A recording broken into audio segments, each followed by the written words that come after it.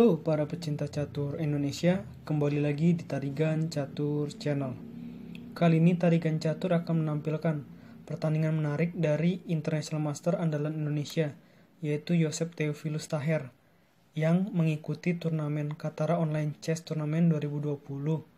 Dalam turnamen tersebut terdiri dari 16 peserta, di mana menggunakan sistem waktu 1 menit versus 1 menit atau catur balet atau catur peluru ya.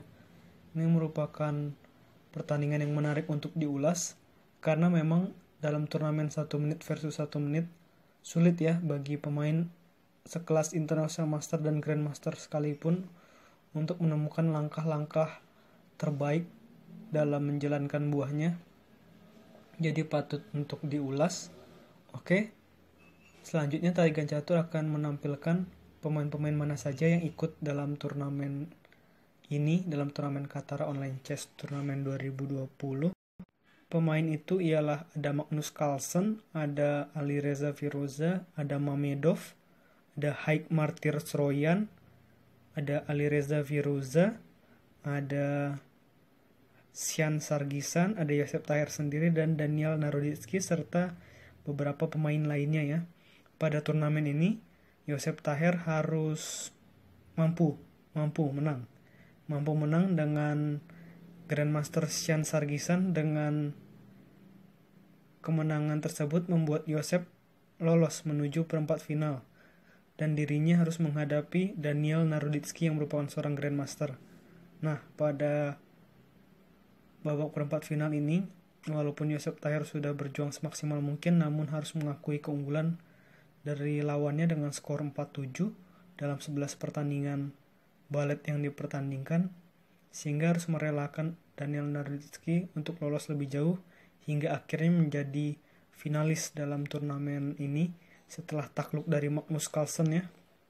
Oke, tanpa berlama-lama langsung saja masuk ke pertandingan antara Daniel Naroditsky menghadapi Joseph Taher.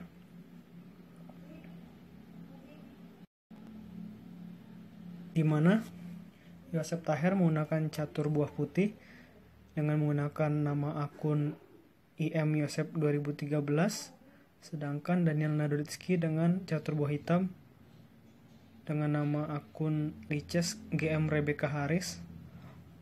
Oke, di sini Tarigan Catur menampilkan menit-menitnya ya. 1 menit dari Joseph dengan 1 menit dari Daniel Naroditsky, sehingga pecinta catur sekalian dapat melihat bagaimana keseruan dari pertandingan ini dari menit-menit, dari detik-detik yang dilewati. Oke, pertandingan dibuka dengan pion E4, pion G6 untuk persiapan V1 gajah. Ini membentuk pembukaan pertahanan modern ya. Lalu pion D4, gajah G7, kuda C3, pion D6, gajah E3 dan kuda C6. Di sini menurut analisa komputer seharusnya hitam melakukan langkah pion C6, oke.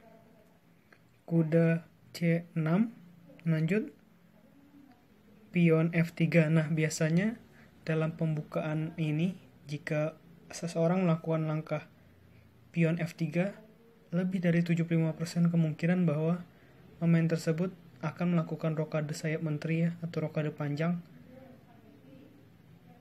sehingga harus direspon langkah ini oleh lawan. Kuda F6, kuda G menuju E2, pion E5, dan pion D5 mengancam kuda hitam. Kuda hitam pindah ke E7, menteri D2, gajah D7, rokade panjang akhirnya oleh putih. Lalu pion B5, ini seru ya. Satu pemain tidak rokade, belum rokade maksudnya, sedangkan satu pemain lain rokade sayap menteri, sehingga serangan dari masing-masing pemain akan berbeda ya satu sama lain. Satu menyerang dari sisi sayap raja, sedangkan satu sisi menyerang dari sayap menteri. Lalu pion G4 langsung menyerang ya. pion H5, pion G5 untuk mengancam kuda dengan terus menekan sisi sayap raja dari hitam. Kuda H7, pion H4 di sini sudah benar-benar menguasai pertandingannya dari seorang Yosef. Pion B4, kuda B1, pion A5. Di sini juga pion-pion dari hitam sangat berbahaya ya. Pion F4 dan pion E makan F4.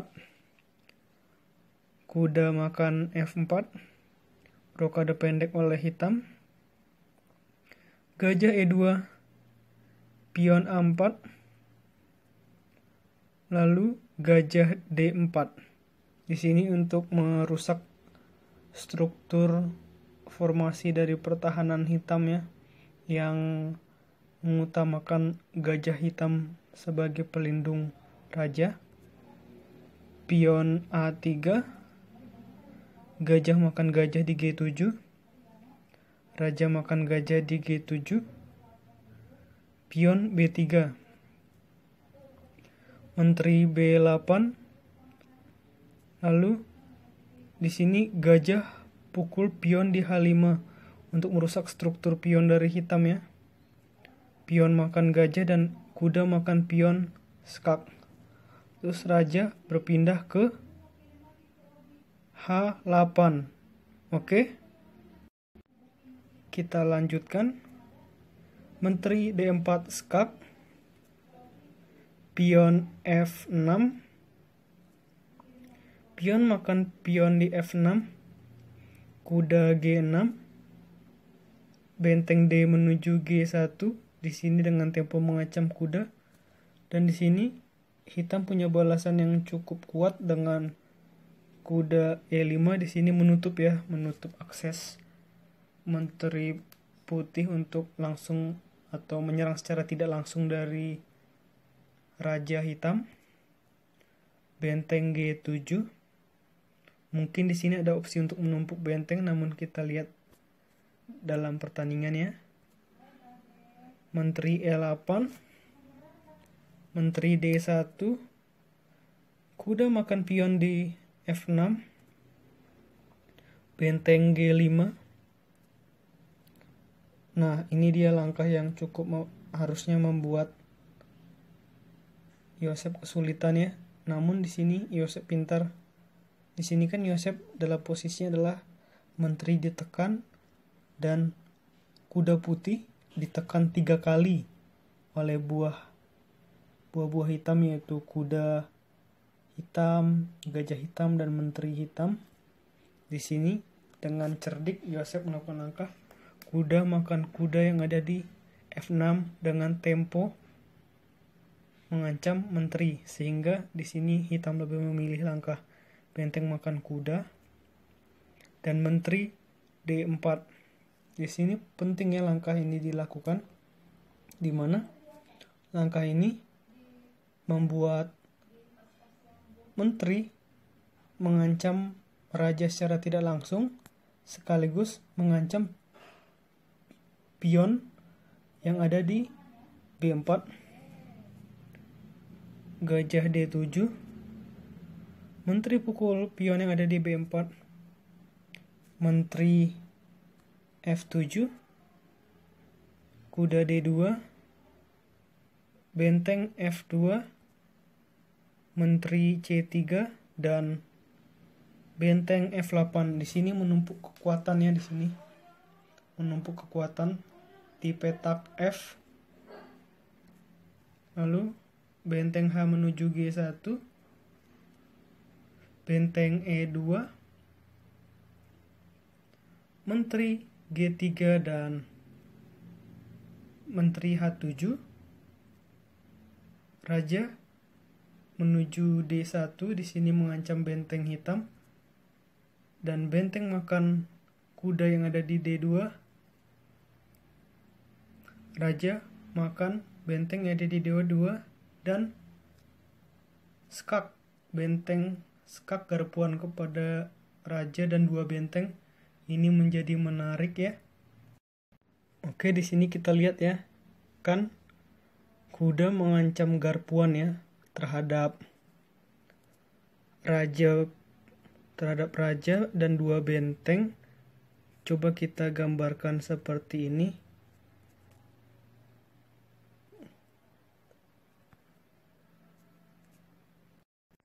Kuda mengancam raja, kuda mengancam benteng, dan kuda mengancam benteng. Sungguh menarik ya apa yang dirancangkan oleh Daniel Naroditsky dengan tadi benteng makan kuda, sehingga raja terpaksa makan benteng dan akhirnya kena skak dan 2 benteng garpuan di sini ya. Oke, kita lanjutkan ke pertandingannya. Di mana raja C3, kuda pukul benteng di G1 dan menteri pukul kuda yang ada di G1. Coba di sini setelah hitam melakukan langkah gajah E8, temukan langkah skakmat dari putih dan putih menang. Langkah apakah itu? Ini pokoknya ada 2 langkah. Ya, sekitar 2-3 langkah untuk skakmat ya. Langkah apa ya itu ya? Oke, kita coba untuk diskusikan. Oke, kita coba lihat ya di sini dengan menggunakan panah. Di sini hitam melakukan blunder yang sangat fatal dengan melakukan langkah gajah E8, sehingga di sini ada petak-petak lemah yang dapat putih lakukan, yaitu menteri ke petak D4 yang dimana bisa langsung skak. Terus juga di sini kan juga ada berbagai opsi ya. Menteri bisa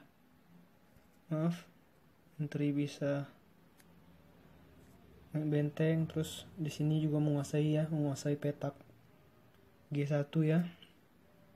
Sinilah petak-petak lemah hitam yang dapat dimaksimalkan oleh putih untuk dapat memaksimalkan 2 langkah skakmat. Oke, kita langsung balik ke papan,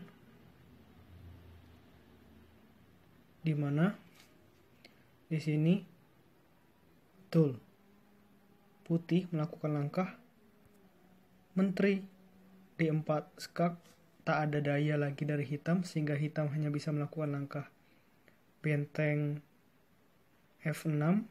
Di sini menteri langsung makan benteng ada di F6, menteri menutup dan menteri pukul menteri yang ada di G7 skakmat. Lihatlah waktunya, Joseph Taher tinggal 7 detik lagi, sedangkan Daniel Naroditsky yang merupakan Grandmaster juga tinggal 6,3 detik lagi. Ini merupakan langkah yang luar biasa. Walaupun cuma pertandingan 1 menit versus 1 menit, mereka mampu untuk melakukan langkah-langkah yang bagus, manuver yang luar biasa. Memang pantas mereka memiliki gelar International Master dan Grandmaster ya.